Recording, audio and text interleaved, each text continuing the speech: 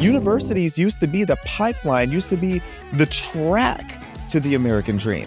And now they've done everything that they can to demoralize the American dream and to demoralize these higher educated people. That is a very conscious effort that they are making.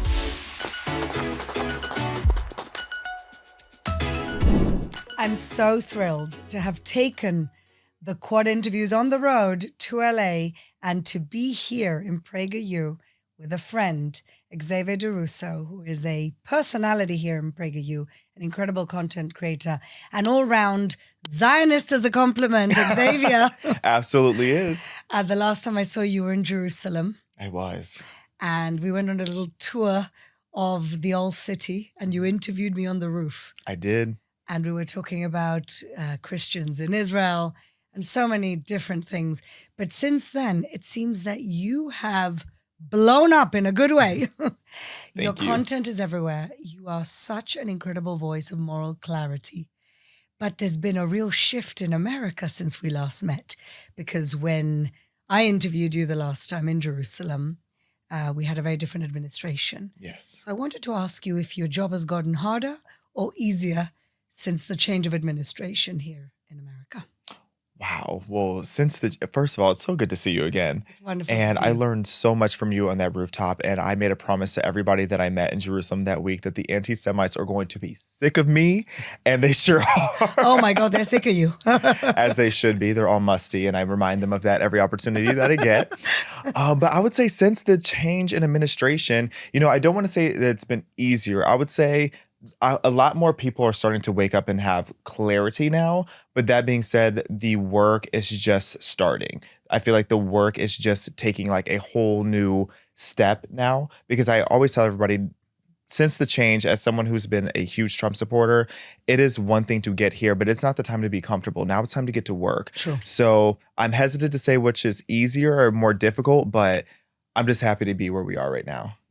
Well, it's interesting because I think that you're right. I think people have been empowered to maybe say what they didn't dare say before. Mm-hmm.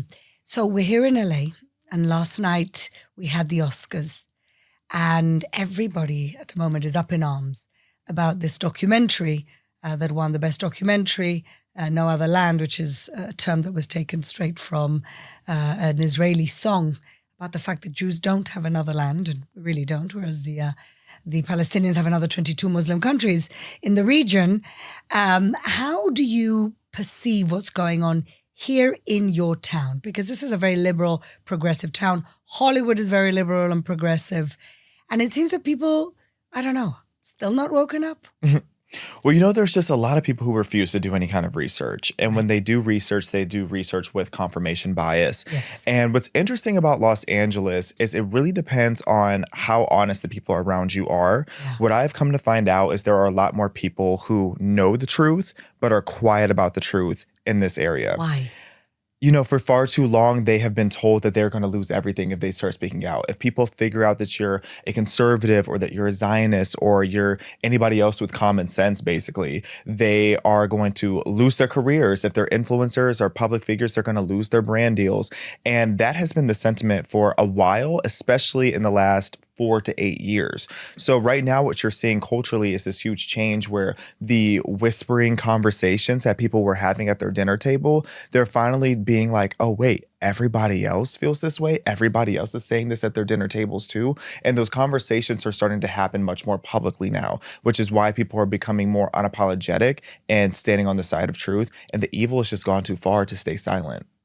Well, I thought that the last election of here, was kind of a referendum on woke, and they lost. Yes. But yet you're still having people hanging on to everything that they can. You see it in the educational system. That's why the work of PragerU is so meaningful. How do you think your work is moving people? Do you think that you're reaching different audiences, or are you still? I sometimes feel that I'm just preaching to the choir, just like, going into my echo chamber. Do you feel that there's a chance now, Xavier, to break out of the echo chamber? Well, considering what my DMs and comment section looks like, forget those. I'm definitely reaching the other side of the aisle. And the thing is with my content, I very intentionally present it in a way that the other side thinks I'm going to be on their side. Yes, because you speak the language of woke, Yeah. and then you come and slap them in the face with reality. Exactly. And it's like with the look, with the bleached blonde hair and everything, people always think I'm going to go and say something outrageous. And it is outrageous, but it's truthful and outrageous. So they end up being like, wow, well, if this person looks and sounds like this and this is what they have to say, well, I want to look into it too. So I do have a lot of people reaching out to me saying, whether it's I got them to look into something deeper for the first time, or they don't agree with me on certain topics, but they agree with me on these topics. I love that. I welcome that. They're engaging. They're engaging. And, you know, my thing that I always say is I'm not trying to tell people how to think. I'm just trying to get people to think. If I can get you to think more objectively, then I feel like I've done my job as much as I possibly can. And my Instagram bio that I've had for years that I refuse to change is you're allowed to disagree. Absolutely. I think the problem that we're facing is that there's no safe spaces to disagree anymore. Mm-hmm. People just don't want to have the conversation. You know, it was that way for a while. Okay. And I do think that is changing. And part of why it's changing is because of how rebellious young people are inherently. When it comes to Gen Z, we have been told over and over again, you and I both in Gen Z, by the way. Oh, thank you, darling. I wish. I only wish. They're always telling us you're not allowed to think this. You're not allowed to ask these questions. You're not allowed to even have this perspective or dare to think about if that perspective is truthful or not. And when you do that, what you're doing is you're putting people in a corner, and people are exhausted of being boxed in, because when they start to hear someone like you or I say something that makes a little bit of sense, or they go and they research and see a little bit of what actually happened on October 7th, for example, they start to realize this is not adding up. Can I give you a perfect example? Please. So after we met last year, I'm sure you saw the UCLA encampments. Yes. Where there were all these tents, all this chaos of these people on campus. Well, my friend Cam Higby and I, we had this idea of we were going to infiltrate the encampment. It was so easy. Did you wear a keffiyeh? Oh, he did. Did you do the whole thing? I couldn't get myself to do it. The second I almost touched it, it was like, ooh, musty. So I just wore a bandana. I love this musty word of yours. I love it. I'm going to adopt it. As you should. I will. So basically, I put on a bandana, I put on a pink bucket hat, and I went to Staples. And I bought the exact same red wristbands that they were using for entry into the encampment. And I went in there and I was eating their food. I was having conversations with them.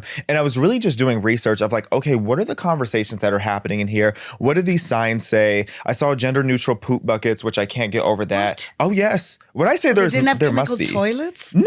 Well, they said that they had something they could access, but if anybody didn't want to go all the way over there and want to stay in the encampment, oh yes, they shared the gender neutral poop buckets. When I say these people are musty, I'm not kidding. They stink, they're unsanitary, they're unhygienic and unbathed. So I was in there, but one of the things that alarmed me the most, or two of the things I noticed. First of all, a lot of the people in there, they're not bad people. They're just young kids that are trying to find community and are completely misinformed about what it is that they stand for. And I agree. How I know that some of them are bad people, don't get me wrong. Some of them are bad people, but I think many of them are just impressionable young people. That's the best word for it. Impressionable. Yeah. They're mostly, what I notice is they're mostly freshmen and sophomores, not even upperclassmen, because by the time you're an upperclassman, you found your tribe usually. But it's freshmen and sophomores. A lot of them are visible misfits, no shade. Really? Oh, yes. It's like you name the niche marginalized group or just outsiders. They're visible outsiders who are looking for a sense of community. That's interesting. And with the pink hair, men that have never done push-ups in their life, all these different misfits. And what they had were signs saying, if you're a part of X community, you need to stand with Palestine, the place that doesn't exist. You need to stand with Palestine for these reasons. If you're Black, it's because of racism. If you're Mexican, it's because of borders. If you're gay, didn't really understand what they were even trying to say with that one, because we all know what happens to queers in Palestine. But it was so interesting to me the way even Native American, they were saying that you should be standing with Palestine for all these reasons. So they try to take every little struggle or marginalized They hijack group. every cause and they make it about Palestine. They make it about Palestine every single time. So what I noticed is a lot of them just have no idea why they're there. They just think that they're fighting a good cause. They do. It's and true. they mean well. They mean well. But they don't even know what Intifada means. No. They don't know what from the river to the sea means. Enchilada for them. Exactly. It just rolls off the tongue. So it's retarda is what they should be saying.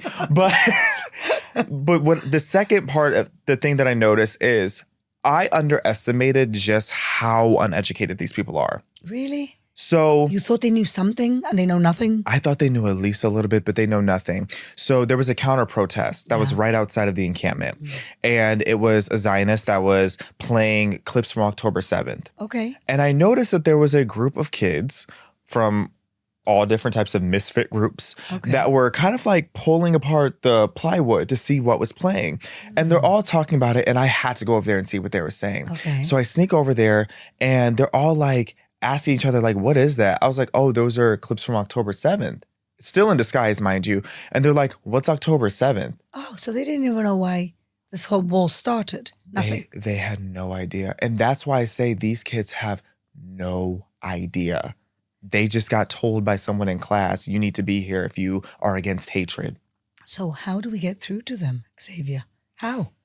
We have to keep speaking up. And you know, what I tell people is I understand why some people don't want to be super vocal because they're afraid of certain backlash. But what I say is if you're not going to always stand up for what you believe in, at least stand up for what you don't believe in. Right. And if you don't believe in the hatred and the persecution against Jews and Christians worldwide and all of the terrible kidnappings and rape and the things that are happening over in Israel, at least speak up about that. So having conversations, sending people resources, and staying calm with these people. Because you have to remember these people are heightened on emotion. Everything that they know is the emotional draw of what they've been told either through TikTok or from people at these encampments, etc. So you have to stay calm and collected as much as possible. I agree about staying calm because what they want you to do is get worked up. Yeah. And then say, well, look at you, you're being aggressive because of course they're snowflakes and any conversation which is slightly confrontational, they can't handle. Exactly. And that's really part of that woke education that they've received, which is so toxic. I just wonder whether the campus life, campus academia, there's so much poison in it by the academics themselves, by the way that things are researched, that I'm just wondering how long it's going to take to wash this out. Yeah, that is a question that is very concerning to me. Yeah. Because that's actually a third thing I observed while I was inside the encampment is how many academics were there. Yeah. I didn't expect so many teachers to be or professors to be there. Yeah. That was shocking and concerning to me. And what we've seen in America is there's actually so many statistics that show that the higher their education level, the higher the likelihood is that they're radically woke. And our education system is so corrupt. Yeah. It's such a cash grab. It is such a bizarre agenda that's happening there that I don't know how we begin to flush that out. Well, I think the good start would be maybe cut the funding from foreign governments that have spurious agenda of to deconstruct society. They know they can't beat America militarily. So what are they doing? Poisoning the minds of young people so that they turn against their own country. Isn't it true that Qatar is like one of the biggest funders for so many of our different universities? It's the biggest funder. It's the biggest funder for many of the universities, and they're smart. They didn't fund buildings like Jews do. They decided to fund programming and grants and professors and chairs, academic chairs. And that's where the change occurred. But this is in the making for like 30 years. Yeah. This is strategy. They had a long-term plan. They've done the same with the think tanks. And so I'm just, I hear that now President Trump and the Attorney General and all the wonderful people in the cabinet that want to combat this, they're sending out the National Guard into colleges. That's going to be very significant. But if you ask me, the most significant thing will be the money. Yeah. The minute universities don't have a financial incentive to be spouting this poison, maybe things will start to change. That's going to be huge because I always say that when you want to see the truth of people's priorities, trace the money, trace the funding. Follow the money. Because you are going to see where it's leading back to. And we need to crack down on that. There's no reason that we shouldn't be doing audits on where this indoctrination is coming. It's very, very alarming. Yeah, it's alarming that a country can basically poison the minds of an entire generation and nobody noticed or nobody did anything. As long as they were, cashing in the checks, it didn't make a difference. It's a little crazy. It is. And I'm a firm believer that China has a hand in it too. Oh, for sure. It's China, it's Iran, and it's Qatar. Exactly. Because, in China, they're very bold. If you look at any kind of research of what China's war strategy has been for the last 30 to 40 years, it's war by deception. Their goal in winning wars is to win without firing a single bullet. And they're doing a great job. A phenomenal job. Look at TikTok. It's very interesting. TikTok in China for kids is limited to science, nature, and 2 hours a day. And here it's just whooshing poison. It's a free-for-all of information, but in the worst possible way. It's all against us. And addictive, and very, very scientifically addictive. Yeah, and speaking of addiction, another way that China has been demoralizing all of Western society is people really underestimate their involvement with the fentanyl crisis that we have in America. Interesting. I don't know much about that. Tell me more. So there are more people dying, particularly more military-age men dying of fentanyl every single year than almost every other cause. And if you combine how many military-age men America has lost in the last multiple wars combined, it is still not as much or as many as the amount of people that are dying every single year to the fentanyl crisis here. And what people don't realize is that when it comes to the Mexican cartel, every single element of the Mexican cartel smuggling fentanyl into our country is connected to China. That's wild. China's making the counterfeit drugs. Like, for example, artists such as Prince. A lot of people know, what did Prince die of? Fentanyl. Do you know where he got that fentanyl from? A counterfeit Tylenol. Making the Tylenol? A counterfeit Tylenol with fentanyl Prince in it. couldn't buy a non-counterfeit Tylenol, for God's sake? Well, I think he was murdered, but that's a whole nother conversation. It's another interview. That's a whole other interview. But, this is what's happening. A lot of people, whether it's in Adderall, it's in party drugs, it's in Tylenol. That's scary. And then they're making the fentanyl itself, making the counterfeit. They're bringing it to the Mexican cartel as a supplier. They're giving the Mexican cartel the routes to navigate the U.S. They're paying off the politicians who know about all of this to do nothing about it. And they're also giving them the communication devices that they use to slide under the radar of the U.S. government. Every element of the fentanyl crisis goes back to China. Well, that's pretty scary. I know that there's a lot of Iran and also, of course, Hezbollah and the funding of Syrian Capsicum, which is another drug, which it's actually Syria is the biggest producer of it. And that's one of the things that's happened now with the downfall of Syria is that we've cut that supply, which was a huge supply of money for Hezbollah and Iran, of Syrian. So everything, evil is like intertwined, isn't it? Yes. Drugs and poisoning minds and this whole undermining of a free society. Let me tell you something else. Let me ask you about something else that worries me a little bit. And I think we've seen it, and you and I probably have the same views on this.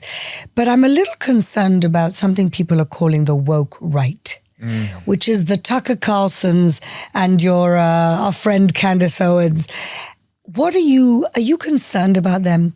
Because my fear was, are they going to kind of infiltrate into a very pro-Israel cabinet that President Trump has put together? That is the question of the year. Yeah. It's very disheartening to see. Yeah. Especially when there's so many people that I have spent my entire journey in this political commentary space looking up to take such a fringe direction. Yeah. But you know what? I do feel like ever since President Trump has taken over, there has been some distancing there.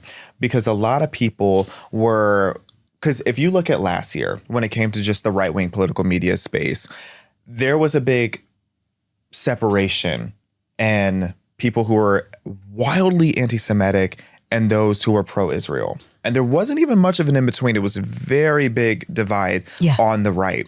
And it really is the definition of horseshoe theory personified. Yeah. And I was wondering very much so, like, when President Trump wins, which side of the right is going to take over? Me too. I was worried. I was too. But what I've noticed is that the mainstream right and the mainstream MAGA movement has taken this side with Israel. I think that can be given credit to the evangelical Christians that sit in the White House. I don't see it any other way. Yeah. I agree. I really do agree. And the thing is the same group of people for the most part, who are on the right and voted for Trump, but are extremely anti-Semitic, they tend to be on the more radical side of the right anyway. Yeah, of course. So a lot of them were just naturally filtered out. There's a lot of big names that were very prominent on the right in the last few years that aren't necessarily as prominent as they used to be. And it's because, I don't want to say too many, I don't want to name drop too much because then I'll get really messy on here. Yeah. Get attacked from both sides. But they know who they are. Yes. Actually, I'll say the names. Twist my arm. Xavier, I want you to live, honey. Right. I was like, let me live. I had to remember who I was and that I'm messy anyway. It's like, the Nick Fuenteses out there, the Dan Bilzerians out there, the Jake Shields out there, the Jackson Hinkle. All of them are musty. Oh my God. All of them are uneducated. And all of them are miseducated Jackson people. Hinkle just went to Nasrallah's funeral in Beirut. And that's someone who has already been proven multiple times to be getting massive checks. He accuses everybody that sings on the side of common sense to be Jewish to be lobby paid pundits. But it's like, please, he has jumped from such diehard. Like, wasn't he like a diehard fan of Russia for the longest time? He was like bestianas with Putin for so long. Yeah. And now he goes and he becomes the anti-Semite of the year. Please. Yeah. It's like, we know your grift. We know what it is you're doing. It's a grift. It's like, go and get your bag. I'm all for capitalism, but don't sit here and try to gaslight the rest of society because you're out here being fringe and insane. Yeah. Those kind of people, especially Dan Bilzerians of the world, they have no credibility on the right anymore. They don't, right? The Tate brothers, no credibility in the world. And Dan Bilzerian, I also saw the T, I'm not going to say who our mutual connection is, but I know for a fact Qatar got him out of debt.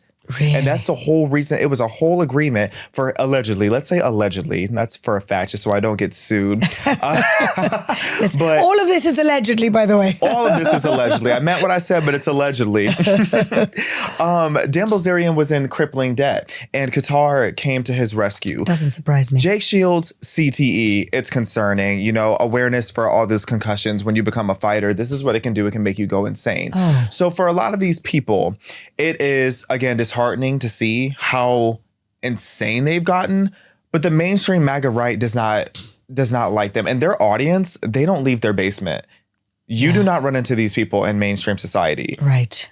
Even living somewhere where like Los Angeles, where it's so polarizing, I mostly get love here. It is very rare that I'm confronted in Los Angeles. Really? And maybe it's because people know that I am not the one. I always have my mace on me, mace at minimum. But I get so much love here because the people who are outside living life, going on hikes, getting their matcha, thriving, having a life. People with a life. I always say hot people get it. The people who go outside and truly live their life, they get it. Yeah. They are not the people who are on the fringe right that are online. That's coming from people's basements. Well, imagine spending your day just like in this rabbit hole of conspiracy theories. Mm-hmm. Get a life. That's what I would say to those people. Get a life. Yeah, they spend all their time, effort, and energy blaming Jews for everything. Yeah. That's why I say anti-Semitism is ghetto. Anti-Semitism is objectively ghetto because imagine you are so mad and so bitter because you're unsuccessful and you try to go and blame a demographic that has been persecuted for all of time. Please, I wish Jews had the control that people allege that they have. Me too. Because they say if we control the media, we wouldn't be in this problem. Yeah, I just made a video the other day. I'm like, I wish that Jews could control the weather like people say, because when it's a cloudy day, I'd be like, hey, Menachem, can you bring the sun out here, please? Like, I wish. And then they say Jews control the media. Well, every time I look on the media, I see wild anti-Semitism. Exactly. So which one is it? Which one is it? If I had the power, I wouldn't have everybody attacking me 24/7 globally and trying to persecute me. Yes. So where is this power that they speak of? They resent a success that has been built and worked hard at. Mm-hmm. Nobody inherited anything. Yes. Jews came here as immigrants like everyone else, and they built what they've built. I keep seeing these reels on Instagram about Jews ahead of this bank and Jews ahead of this bank, and I'm thinking, what, do you think that somebody just gave it to them, or do you think they just worked harder than anyone else? Nobody wants to work these days. Yeah. Something Nicki Minaj once said that it lives in my head right. I love that you quote Nicki Minaj. I love her. I love Nicki Minaj. Me too. And she knows it too. We've had 16 interactions in the last year, but who's counting? Oh. I love her so much because she says such real things. She does. Something she said, and it was just as simple as this. She goes, do you know what scares people? Success. It's true. Because success holds up a glaring mirror, and you have no choice but to see all the reasons that you fail. And people, instead of looking at that mirror, what do? they turn around and they blame Jews. They resent it. They resent the groups of people that they have deemed are getting everything that they want. And it's a scarcity mindset. It's a poverty mindset, dare I say. Another reason why anti-Semitism is ghetto. But Xavier, America was the opposite of that. I would say the UK is like that. They've always been like that. But America always looked at the American dream as a good thing. What happened to that? You know, it's the influence of nations that don't want us to succeed anymore. 100%. It's infiltration of those nations. They're crushing the American dream in universities. Yes. Universities used to be the pipeline, used to be the track to the American dream. Yeah. And now they've done everything that they can to demoralize the American dream and to demoralize these higher educated people. That is a very conscious effort that they are making. It's wild. I agree, but that is, it was such a strong ethos of America. Yeah. You know, I always used to say when I was growing up, when you watch like a soap opera in England, it's always about poor people. But when you watched a soap opera in America, it was always about rich people. Interesting. Yeah, like Dallas and Dynasty. Yeah. And in England, it's Coronation Street. Do you know what I mean? You know, and that to me was very telling, that one society wants to see people, you know, living a very poor average life, and another society wants to aspire to, you know, to wealth and to standing and it's like it's flipped on its head over the last few decades, and it's sad to see. I never even put that connection together, but that makes sense, because when I even think of just like English media, like British media, it's gloomy and not even just the weather. It's like they're all just these sad little chimney sweeps. But the American dream used to be personified in our media spaces. Yeah. And, you know, it's a big thing in Black America too. And this is one, because there's so many. One of the things that blows my mind the most about anti-Semitism is the way that this Free Palestine movement has tried to group in all the struggles of Black people. They've commandeered it. They have. And they've hijacked history and completely tried to rewrite it. Of course. Because when you look at historically how Black and Jewish people have always had each other's back. Yeah. When you look at the civil rights movement, some of the biggest leaders were the Jewish community. Absolutely. When Black and Jewish people couldn't get a job, who was employing each other? Yeah. The Black and Jewish community. Yeah. Look at what happened in Selma. I could continuously go on. But part of why I love Jewish culture and just the mindset of so many of the Jewish people that I've met over the years is they don't allow adversity to be a crutch. They don't allow adversity to keep us down. Yeah. But in the Black community, we have been systemically disempowered, where they have told people that the adversity that we run into, we're supposed to be oppressed. We're supposed to fall back and just accept defeat. Yes. But then you look at what the Jewish community continuously does is overcome in the face of adversity. Yes. And that's what Black people were doing for so long. They were. And the real racism, in my mind, is expecting less. Yes. I call it the bigotry of low expectation. Mm-hmm. That's the real racism. They do the same with the Palestinians, by the way. Mm-hmm. Oh, the poor victims of Palestinians. That means they're not accountable. That means they can't run a government. That means they can't pick up the garbage for their own citizens. Why? Right. Why everything is somebody else's fault? Where is your sense of responsibility? Mm-hmm. But I have to say, Xavier, that over the last 6 months, these voices that you talk about, I'm seeing a lot of Black conservative voices, you know, pushing back against that, low expectation of the Black community. Are you also noticing a shift? In which way? Can you elaborate? In the fact that I see a lot of Black voices saying, we are not going to be put in a victim box. Oh, yeah. I haven't seen that for a while, and I've seen it, so many Black voices pro-Trump, when you had people believing that everybody who of any color had to vote for Kamala Harris, and a lot of Black men actually coming out and saying, you don't tell me who's good for me. Right. That is discriminatory for you to patronize me and tell me who you think is good for me. I know who's good for me. Right. We are, on behalf of the Black community, we are tired of saying we want better and then being told, okay, we get it. You want better. And you know what? We're going to give you better. By better, we mean here's Meg Thee Stallion twerking on stage. And by better, we're going to tell you, you have to vote for this person. Otherwise, you don't actually love who you are. Yes. How dare you? How narcissistic do you have to be to tell me that I hate myself because I don't think in the box that you're trying to put me into? Exactly. That is why Black people are exhausted. Yes. And when it comes to Black men especially, Black men want to have real conversations of how can I put more food on the table for my family? How can I be a stronger father and protect my kids? How can I protect my spouse? How can I do all these different things that are part of the ethos of why I love to be an American? Exactly. And all of these things are becoming more difficult because we have the same people who are systemically disempowering us that are telling us, oh no, we are going to give you pickle juice and tell you this is what you need to go build something from. Yes, exactly. But I think it's amazing, that shift that's happening. It is. It's fighting back. Also, the Latino community overwhelmingly voted for Trump, and people are like, oh, how could they? Again, what you are basically telling these people, they can't make up their own minds, right? Or they can't think for themselves, or what you tell them is what they have to do. That's racism. You know what makes me laugh so much is when people act surprised that the Latino community has become so conservative. Because I just think, do you not know any Latinos? Exactly. Like, Latino culture is so inherently conservative. Of course. Especially with the Catholic influence that a lot of them have. They're If a Latino hates one thing, it is abortion. Yeah. Like, when you talk to so many people in the Hispanic community, they do not play games when it comes to abortion and religion and these different principles. Or the fact that the Democratic Party was just so hell-bent on telling them that they had to use bathrooms, men and women. Right. I hate bathrooms of men and women together.